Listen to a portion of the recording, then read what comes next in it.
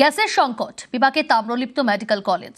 এই সরকারি কলেজে মিলছে না পর্যাপ্ত সিলিন্ডার, তাই কাঠের জ্বালানি দিয়েই চলছে ক্যান্টিনের রান্না, মেনুতেও কাটছাঁট।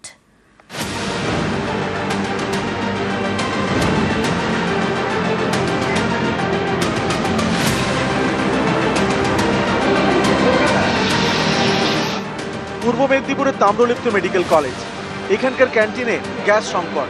প্রায় এক সপ্তাহ ধরে মিলছে না পর্যাপ্ত সিলিন্ডার, তাই কাঠ জ্বালিয়ে রান্না।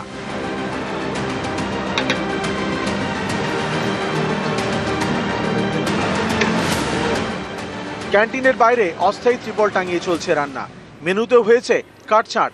কাঠের জ্বালানি দিয়ে হচ্ছে রান্না, মিলছে শুধু দুপুরের খাবার।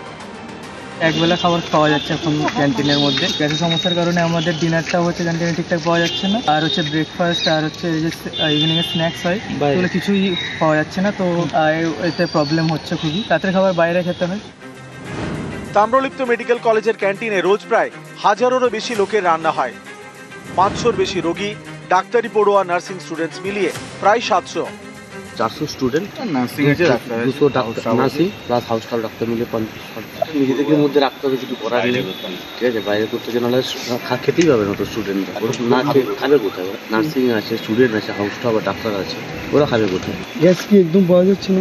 হ্যাঁ, টুকটাক পাওয়া যাচ্ছে, কিন্তু ওই একটা গ্যাসে আমাদের তো কাজ চলবে না। ব্রেকফাস্ট বন্ধ হয়ে গেছে, স্ন্যাক্স বন্ধ হয়ে গেছে, রাতে ডিনার বন্ধ হয়ে গেছে। তমলুকের এই হাসপাতালে প্রতিদিন রান্নার কাজে 30 থেকে 32টি করে সিলিন্ডার লাগে, কিন্তু গ্যাসের সংকটে মিলছে না পর্যাপ্ত সিলিন্ডার।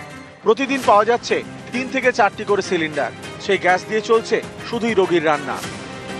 রান্না দুবেলা হতো, প্লাস সকালে টিফিন, সন্ধ্যা স্ন্যাক্স হতো, কিন্তু এখন তো সেখানে হচ্ছে সকালে টিফিনও প্রায় বন্ধের মুখে, সন্ধ্যা স্ন্যাক্স পুরো বন্ধ হয়ে গেছে, ডিনারও বন্ধ।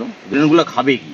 এটাই তো অসুবিধা না, বাইরে থেকে তারা এখানে আছে করে, ওই জন্য এই তিরপল টাঙানো হচ্ছে, খোলা হচ্ছে, এইভাবে করে করে করতে। রাত্রেবেলায় এই রান্নাগুলো নিচ্ছে, রাত্রেবেলা টুকটাক করে, মানে সব দিন করতে পারছি, কোনোদিন করতেছি কোনোদিন করতে পারছি না, বাইরে খেতে হচ্ছে তাদের। পূর্ব মেদিনীপুরের তমলুক থেকে ক্যামেরায় সর্বানন্দ মিশ্রের সঙ্গে সুজিত ভৌমিক, নিউজ 18 বাংলা।